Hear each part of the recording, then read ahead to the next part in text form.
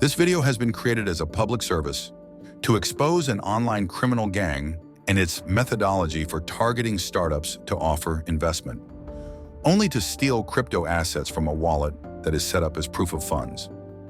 The case study explains how scammers targeted an AI startup, assumed fake billionaire identities, offered millions in investment, and used a nifty QR code trick to try to steal $1.2 million from the company's crypto wallet.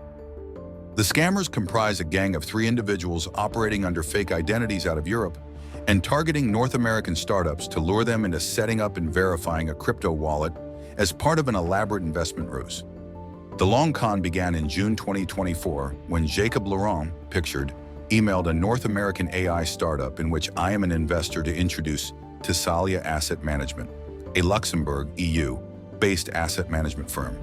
The firm has since been flagged for fraudulent activities by CSSF, Luxembourg's financial regulator, and its website has been taken down.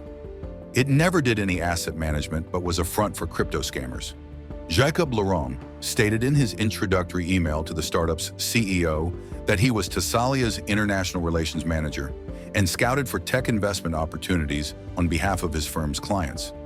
He explained that Thessalia Asset Management catered to ultra-high net worth families, and some of them had expressed an interest in investing in the AI startup as part of their portfolio diversification strategy.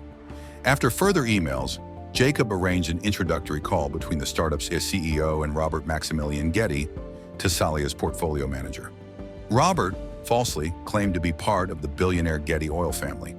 In a Zoom call, Robert Maximilian Getty expressed interest in investing $5 million in the AI startup, boasted of his powerful connections, such as Morgan Stanley's chairman, and invited the startup's CEO to visit him in Monte Carlo after deal closure to spend time on his yacht. After a few calls, Robert Maximilian Getty abruptly excused himself from discussions on account of a personal emergency.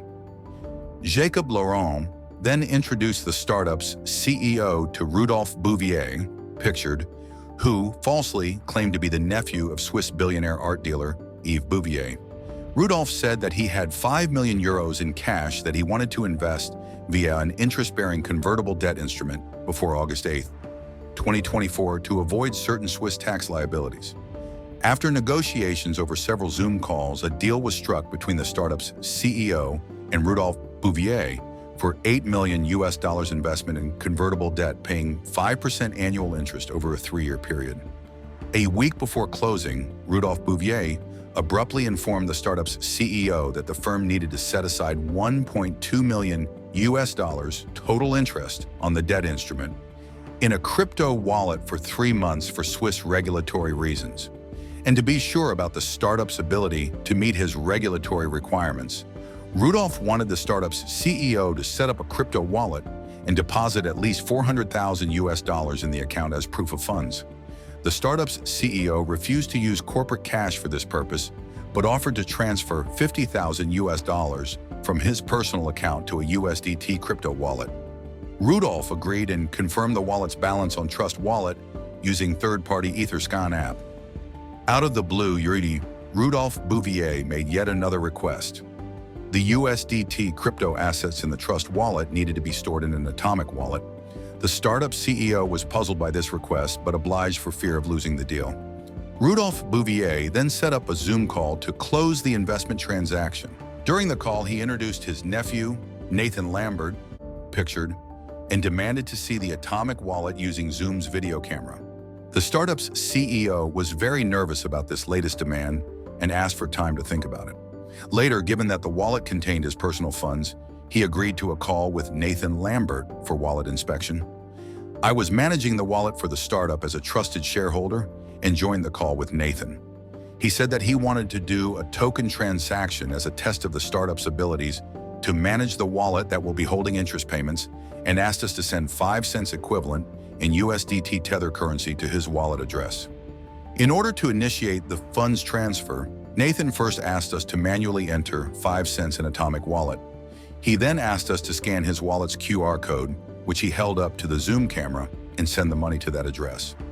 I did not object to this, as it is commonplace to scan a QR code to retrieve the recipient wallet address, as opposed to manually entering a lengthy hexadecimal address. What I did not know, however, was that the amount to send could also be programmed into a recipient's QR code. Even more problematic is the fact that the send amount coded in recipient's QR code overrides any amount keyed in by the sender on Atomic Wallet without specifically warning the sender that their manually entered amount has been changed by the QR code scan. We were using Atomic Wallet version 1.2.9.5. Atomic Wallet version 1.2.9.5 also does not update the US dollar equivalent of the new crypto amount added through the QR code scan. These bugs are further exacerbated by a visual flaw that removes the decimal point in front of the USDT crypto amount scanned from the QR code, but does not remove the zeros in front of that figure. So the final screen on Atomic Wallet on our phone showed USD 0.05 and USDT 0049977. I thus manually entered USD 5 cents, but was tricked into sending almost USDT 50,000 instead to the scammer.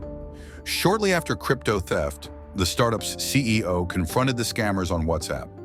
Rudolph Bouvier, the gang leader, first tried to pressure the CEO to not disclose the theft to avoid public embarrassment. When that failed, he admitted to the theft in writing.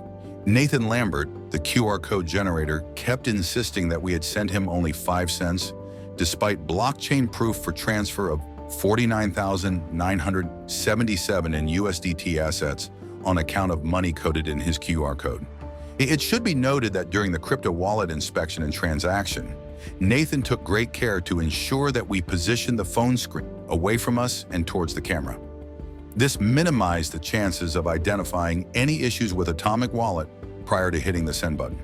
A blockchain expert hired by the startup found that Nathan Lambert transferred the stolen 50,000 US dollars to different wallets to hide his tracks, and then cashed out the funds on 2 major crypto exchanges, BitGet and Binance.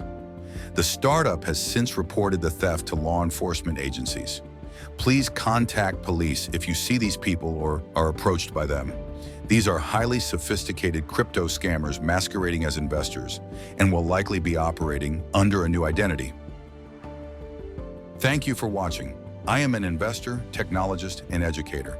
I am truly appalled at the brazenness of these scammers and the damage done to the startup community by their ilk. For extremely rare recordings of wallet inspection and crypto theft Zoom calls, please visit youtube.com@Daniel Veidlinger. Links to some articles and podcasts about this scam can also be found in the video description.